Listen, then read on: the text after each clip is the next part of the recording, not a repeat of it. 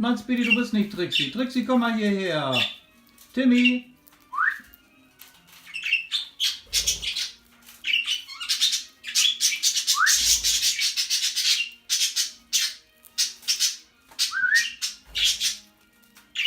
Na, kommt der Timmy oder nicht? Da ist er schon.